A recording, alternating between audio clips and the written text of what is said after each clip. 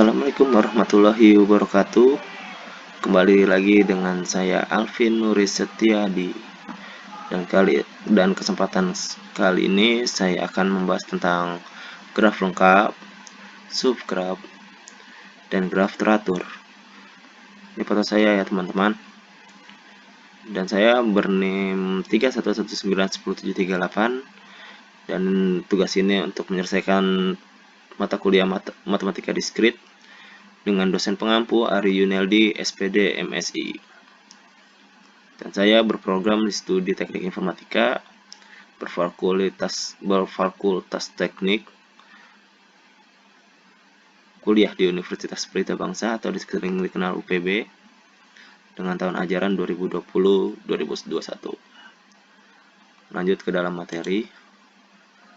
Pertama-tama kita harus mengetahui graf sering digunakan untuk merepresentasikan sebuah objek dan hubungannya dengan objek lain. Sejarah teori graf bermula saat ahli matematika Swiss Leonhard Euler memecahkan masalah jembatan Königsberg. Masalah jembatan Königsberg adalah teka-teki lama mengenai kemungkinan menemukan jembatan atau jalan setapak di 7 jembatan yang membentang di sepanjang sebuah sungai bercabang yang melewati sebuah pulau, tapi dengan tanpa melewati jembatan 2 kali. Euler berpendapat bahwa tidak ada jalan semacam itu. Buktinya hanya mengacu pada susunan fisik jembatan, namun intinya dia membuktikan teorema pertama dalam teori graf, Carson 2017. Ini jembatannya guys, ini pulau-pulaunya dan ini jembatannya. Ini masalah jembatan Königsberg. Jadi graf itu sangat berpengaruh atau berawal dari tentang masalah jembatan Königsberg. Lanjut, graf sering bersimbol G yang merepresentasikan jembatan Königsberg. Simpol atau vertex menyatakan daratan atau V. Ingat ya, simpul bersimbol V, dan sisi atau it menyatakan jembatan itu bersimbol E. Simpul V, sisi E. Kita masuk lanjut. Selanjutnya adalah graf lengkap atau complete graph. Complete graph atau graf lengkap adalah graf sederhana yang setiap simpulnya mempunyai sisi ke semua simpul lainnya. Graf ini termasuk graf khusus seperti graf lingkaran dan graf teratur.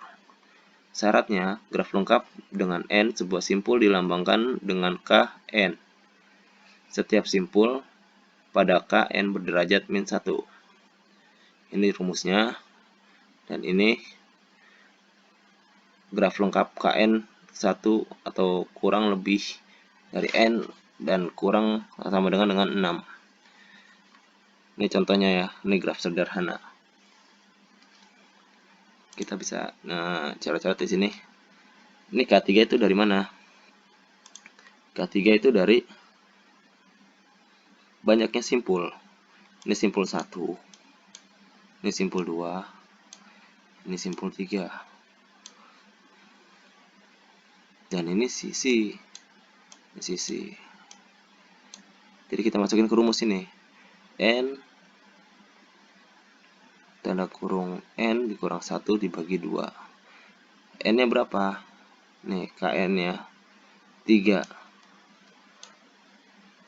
ke kurung 3 dikurang 1 dibagi 2. Jadi 3 dikali 2 dibagi 2 sama dengan 3. Jadi untuk mencari jumlah sisinya adalah 3. Dan ini selanjutnya contoh kedua, K4. K4 dari mana? Banyaknya simpul, N itu simpul. Ini simpul 1, simpul 2, simpul 3, simpul 4. Terus mencari jumlah sisinya bagaimana? Kita masukkan ke rumus. Jadi N-nya itu berapa? 4 ke kurung 4 dikurang 1 dibagi 2.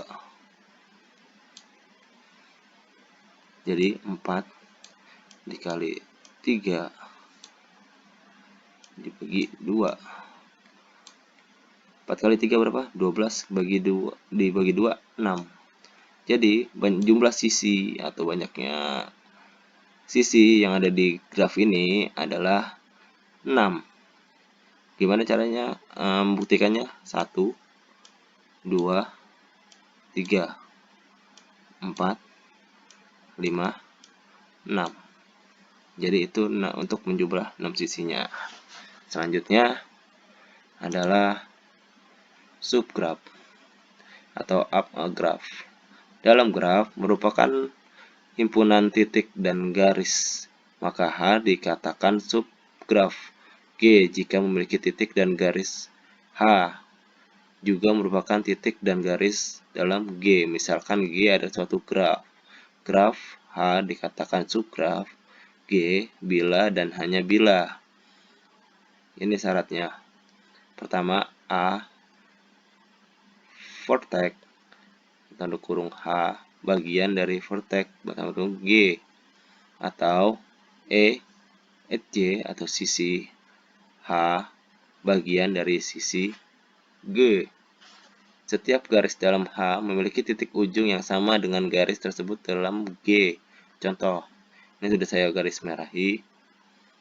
Jadi ini graf, dan di dalam graf itu ada subgraf. Nah, sini. Jadi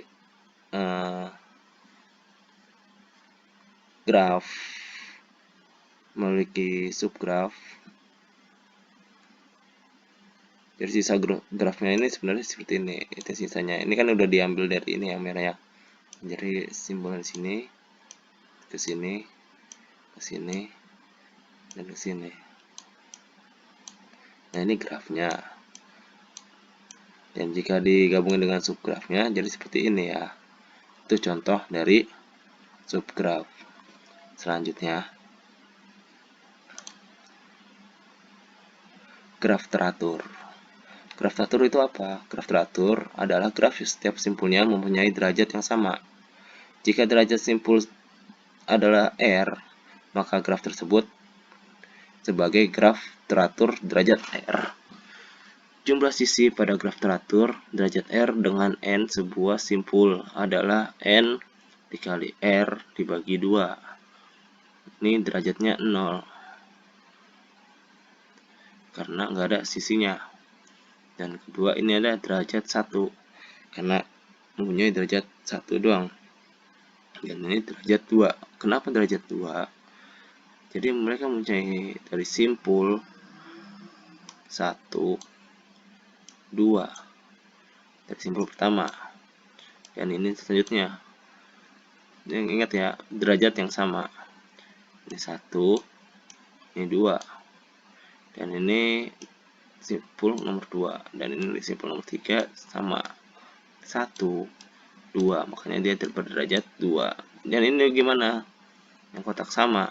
Ini simpul pertama 1, 2, simpul kedua 1, 2, simpul ketiga 1, 2, dan simpul keempat 1, 2. Nah, ini juga sama. Jadi setiap simpulnya cuma hanya mempunyai 2 derajat ke sini, dan ini ke sini juga. Terus mencari jumlah sisinya bagaimana? Cara membuktikannya. Nah, ini N. Ingat N itu tadi apa? Sebuah simpul. Jadi ini misalkan graf yang ini ya, segitiga. Simpulnya itu adalah 3 dikali R-nya berapa? Tadi derajatnya 2 kali R-nya itu adalah 2 dibagi 2. Tinggal coret aja ya. Sama dengan 3. Nah, ini udah ketahuan kan, jumlah sisinya adalah 3 untuk paragraf apa, untuk graf yang ini. 3, ini bagaimana cara mencari sisinya? Emang sih kalau dilihat emang cuma gampang. Ini 1, ini 2, ini 3, ini 4. jumlah sisinya cuma 4, tapi bagaimana cara menghitung dengan rumus ini? Nah, kita masukkan lagi. Ini berapa simpulnya semuanya? Ada 4. Dikali derajatnya tadi berapa? 2. Ini 2 dibagi 2. Ini coret, ini coret. Jadi jumlah sisinya pada graf ini adalah 4.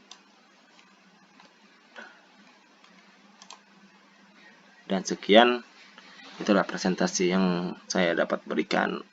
Bila ada kata yang salah, saya meminta maaf. Dan jika ada yang keliru, silakan komentar, karena saya juga belajar. Mari kita berpikir pintar untuk masa depan yang baik. Wassalamualaikum warahmatullahi wabarakatuh.